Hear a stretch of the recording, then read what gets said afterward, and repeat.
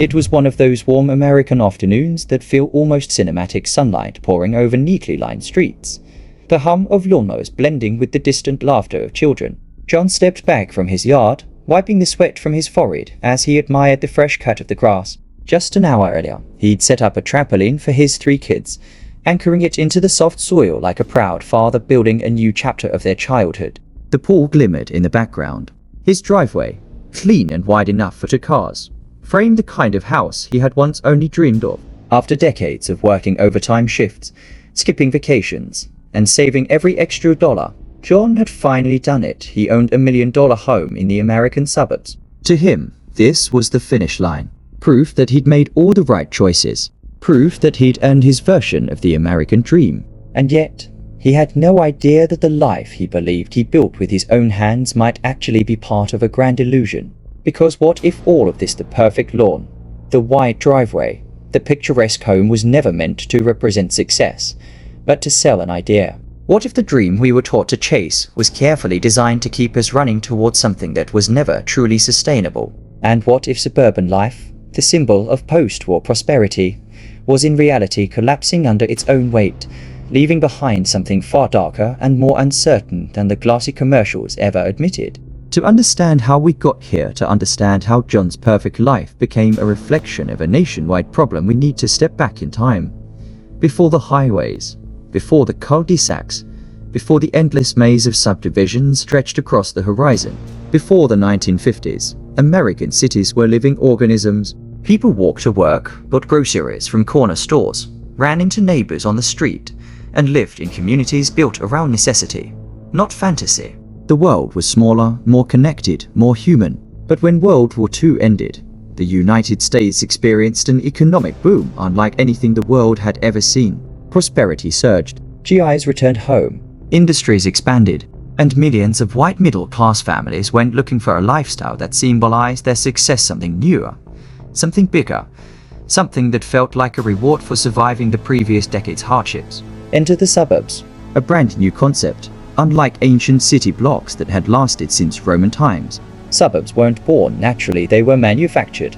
Entire neighborhoods of single-family homes sprouted up almost overnight, each one identical to the next, each promising a better, cleaner, safer, more comfortable future. Advertisements showed smiling families grilling in their backyards, selling the idea that happiness came with a mortgage and a patch of grass.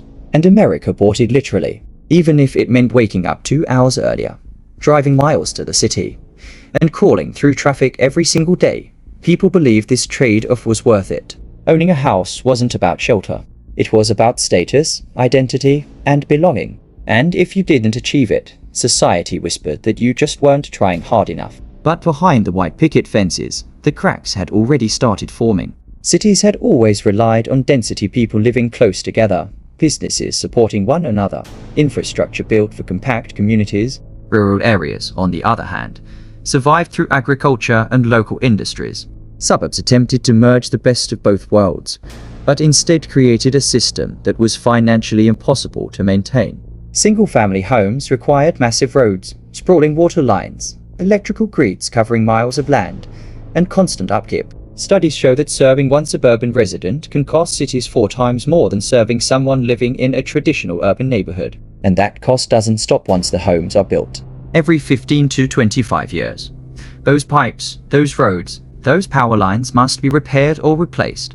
Across the country, that maintenance has ballooned into a $1 trillion annual burden. So who pays for it?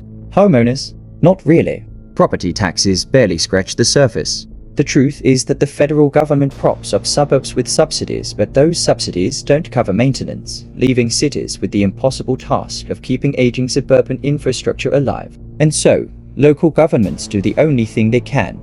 They push for more suburban development because new homes bring in new tax money while quietly abandoning the older communities that have already passed their use-by date. This is why you see potholes swallowing tires, sidewalks fading into nothing, strip malls collapsing into ghosts of their former selves, and entire neighborhoods overrun by weeds and decay. The American suburbs are aging faster than we can afford to repair them, and if they were a corporation, they would have filed for bankruptcy long ago. Yet the economic collapse is only half of the story. The social model of the suburbs is broken too. Small businesses, the heartbeat of walkable cities, can't survive in places where zoning laws suffocate them and giant brands dominate every commercial zone. Suburbs are built around cars, not people. You can't walk to the grocery store, or the gym, or your kids' school. Even a simple trip for milk requires driving past oceans of empty parking lots, massive asphalt deserts that bake in the sun and remain half empty around. Public transportation, where it exists at all, is painfully slow and impractical, turning what could be a 10-minute drive into an hour-long journey. And lurking beneath all of this is a truth America rarely confronts.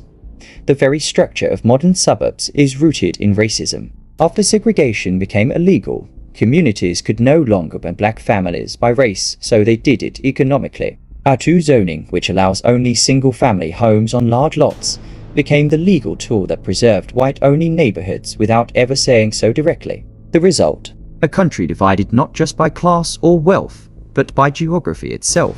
A country where the American dream was accessible only to those who could afford the price of entry. Meanwhile, suburban homes remain alarmingly vulnerable. Unlike houses in Europe or the Middle East built with stone, concrete, steel, high gates, and secure boundaries, American suburban homes often sit exposed, separated from the street by nothing more than a decorative fence and a thin wooden door that can be entered in seconds. Families pay hundreds of thousands, even millions, for properties that are shockingly easy to break into. Yet the illusion of safety persists because the dream says it should. So where does this leave us? Standing in John's yard, watching him beam with pride, knowing that he isn't wrong for wanting a better life. He's human. He's hopeful. He's doing what every generation before him was told to do.